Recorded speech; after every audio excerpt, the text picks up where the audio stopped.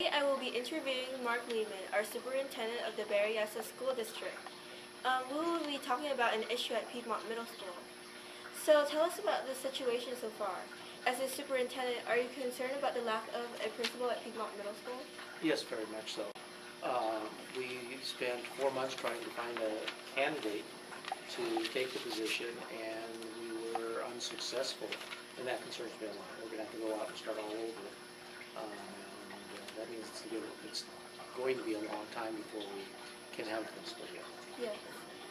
During the principal, do you plan to take over the leadership of Piedmont Middle School? Not me personally, no. What we're going to look for is someone who will be here until we can find somebody. We're hoping by the end of March we can find somebody, so we'll ask someone to be here from now until the end of March. Yes. By the end of March, that we will, and that's when and as soon as they can start after that, they'll be here. Why did Mr. Emilio leave?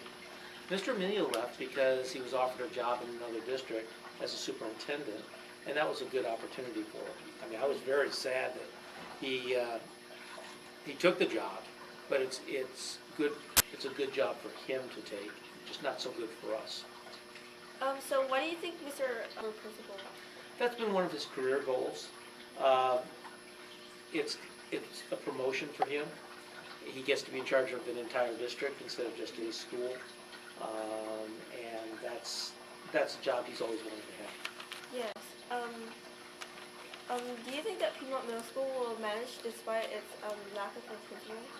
Well, I think absolutely, because one, I think you have outstanding students. Two, I think there's some really outstanding staff, whether it be our teachers or the people in the office or our counselors. They can all continue to do the job they have.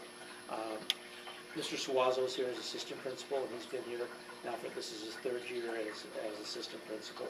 So yes, I think you can do all the things you need to do so that you folks as students are successful. Yes. If we get another principal this year, do you think that the change will be so dramatic for us that it would affect our test scores? No, I don't think so. I think that someone who comes in new, the first thing they should do is sit back and look at what is going on, all the things that are going well, work with the staff, work with you as students before they make any kind of changes. What is the process of selecting a principal? What we do is we go out and we advertise the position, and we advertise it all over the state and even nationally. We advertise with different organizations, and we actually do some personal recruiting of people we know come in. Once we have the applications, a group of principals and administrators go through those and see which are qualified to be principal, because sometimes people apply and they're not really ready to do that job. Then there'll be 2 interview teams. One is made up of parents and staff in the school, and one is made up of principals and myself. And we both interview the candidates, and then we select the person who does the best. Is there anything a person? Well, there's a lot of things. First, we expect them to have been a good, really an outstanding middle school teacher. Second, they should have been an assistant principal in a middle school, or having been a principal in an elementary school, preferably both. And best of all is that we have people who've already been middle school principals. So what will you do if there aren't any principal here by next year? We will absolutely have someone here before the beginning of next year. That's not a choice. Thank you, Right.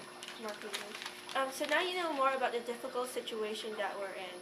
The big question still awaits us. For the 7th, 6th, and future 6th graders, what would happen in the next school year?